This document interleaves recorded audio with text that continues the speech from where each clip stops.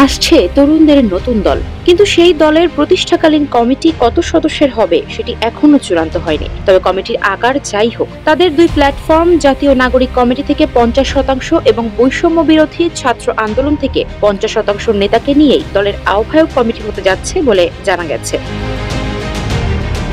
শুক্রবার বিকেলে রাজধানীর মানিক মিয়া অ্যাভিনিউয়ে দলের আত্মপ্রকাশ অনুষ্ঠানে কমিটির সবার নাম ঘোষণা নাও হতে পারে, তবে শীর্ষস্থানীয় পদগুলোতে মনোনীত নেতাদের নাম ঘোষণা করা হবে বলে জাতীয় নাগরিক কমিটির এক দায়িত্বশীল নেতা জানিয়েছেন। অন্য পদগুলোতে মনোনীত নেতাদের নাম পরে ঘোষণা করা হবে। অবশ্য নতুন দলের আহ্বায়ক পদে নাহিদ ইসলাম ও সদস্য সচিব পদে আখতার হোসেনের নাম চূড়ান্ত বলে ইতোমধ্যে খবর বেরিয়েছে। এছাড়া মুখ্য সংগঠক ও মুখপাত্র পদে সার্জিস আলম ও হাসনাত আব্দুল্লাহর নামও অনেকটাই চূড়ান্ত বলে সংশ্লিষ্ট সূত্রগুলো থেকে জানা গেছে।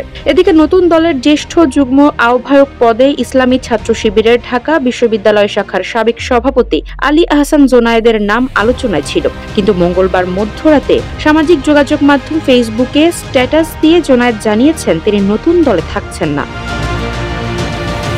জোনায়েদের এই স্ট্যাটাস ফেসবুকে শেয়ার করে ছাত্র শিবিরের ঢাকা বিশ্ববিদ্যালয় শাখার আরেক সভাপতি রাফেজ সালমান রিফাতও লিখেছেন তিনিও নতুন দলের অংশ হচ্ছেন না। শিবিরের আরেক সাবেক নেতা আরেফিন মোহাম্মদ হিজবুল্লাহ নতুন দলে থাকছেন না বলে জানা গেছে। হিজবুল্লাহ ইতোমধ্যে জাতীয় নাগরিক কমিটির সহ মুখপাত্র পদ থেকে পদত্যাগ করেছেন। শিবিরের সাবেক এই তিন নেতা নতুন দলে যুক্ত না হলেও একসময় শিবির করতেন এমন বেশ কয়েকজন নতুন দলে থাকছেন বলে জাতীয় নাগরিক কমিটির দায়িত্বশীল একজন নেতা জানিয়েছেন। এখন যে কোনো ব্র্যান্ডের পুরাতন এসি বদলে নতুন ওয়ালটন এসিতে উপভোগ করুন 25% ছাড়। নতুন দলের সম্ভাব্য কমিটিতে জ্যেষ্ঠ যুগ্ম আহ্বায়ক পদে জাতীয় নাগরিক কমিটির আহ্বায়ক নাসির উদ্দিন পাটোয়ারির নাম এবং জ্যেষ্ঠ যুগ্ম সদস্য সচিব পদে জাতীয় নাগরিক কমিটির মুখপাত্র সামান্তা শারমিনের নাম জানা যাচ্ছে। এছাড়া গুরুত্বপূর্ণ পদে থাকতে পারেন জাতীয় নাগরিক কমিটির নেতা সারোয়ার তুষার, তাসনিম জারা ও আরিফুল ইসলাম আদিব, বৈষম্য বিরোধী ছাত্র আন্দোলনের নেতা আব্দুল হান্নান মাসুদ সহ আরও কয়েকজন।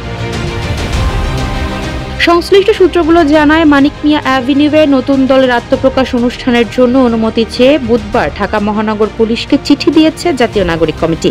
এই অনুষ্ঠানের প্রস্তুতির অংশ হিসেবে বিভিন্ন উপকমিটি করে দায়িত্ব ভাগ করে দেওয়া হয়েছে বলে নাগরিক কমিটির মুখপাত্র সামান্তা শারমিন সংবাদ মাধ্যমকে জানিয়েছেন। নতুন দল গঠনের প্রক্রিয়ায় নেতৃত্ব দিচ্ছে জাতীয় নাগরিক কমিটি। শুক্রবার দলের আত্মপ্রকাশের পরও জাতীয় নাগরিক কমিটি থাকবে। নেতারা জানান এই প্ল্যাটফর্মের কার্যক্রম রাজধানীর বাংলা মোটরে রূপায়ণ ট্রেড সেন্টারের বর্তমান কার্যালয় থেকে পরিচালিত হবে। নতুন দলের কার্যালয় হবে আলাদা স্থানে। বাংলা মোটরের কার্যালয়ে বুধবার নাগরিক কমিটির একটি বৈঠক হয়। সেখানে নাগরিক কমিটির ভবিষ্যৎ কার্যক্রম বিষয়ে কিছু সিদ্ধান্ত নেওয়া হয়েছে। নতুন সিদ্ধান্তগুলোর মধ্যে রয়েছে আহ্বায়ক, সদস্য সচিব, মুখপাত্র, মুখ্য সংগঠক ব্যতীত জাতীয় নাগরিক কমিটির অবশিষ্ট অর্গানোগ্রাম, নির্বাহী কমিটি, সেল ও সার্চ কমিটি বিলুপ্ত ঘোষণা করা হয়েছে। নতুন রাজনৈতিক দলে যোগদানকারী সব কেন্দ্রীয় সদস্যের সদস্যপদ 28 ফেব্রুয়ারি দল ঘোষণার আগ পর্যন্ত বহাল থাকবে। রাজনৈতিক দলে অন্তর্ভুক্তির সঙ্গে সঙ্গে সংশ্লিষ্ট সদস্যদের নাগরিক কমিটির সদস্যপদ বাতিল হিসেবে গণ্য হবে। দলে যোগ দিচ্ছেন না এমন সদস্যের সদস্যপদ বহাল থাকবে। আহ্বায়ক, সদস্য সচিব, মুখপাত্র ও মুখ্য সংগঠক 28 ফেব্রুয়ারি থেকে পরবর্তী 15 দিন অনানুষ্ঠানিকভাবে দায়িত্ব পালন করবেন। তাদের উদ্যোগে নাগরিক কমিটির 3 জনের আনুষ্ঠানিক ফোরাম পরবর্তী অর্গানোগ্রাম নির্ধারণ করবে। আর ছাত্র জনতার গণ অভ্যুত্থানের ধারাবাহিকতায় 28 ফেব্রুয়ারি নতুন দল আত্মপ্রকাশের মাধ্যমে নাগরিক কমিটির রাজনৈতিক দল গঠনের ঐতিহাসিক দায়িত্ব সম্পন্ন হবে। দল গঠনের পর থেকে নাগরিক কমিটি সিভিল পলিটিক্যাল প্ল্যাটফর্ম হিসেবে থেকে যাবে, আর কোনো দল গঠনের উদ্যোগ নেবে না।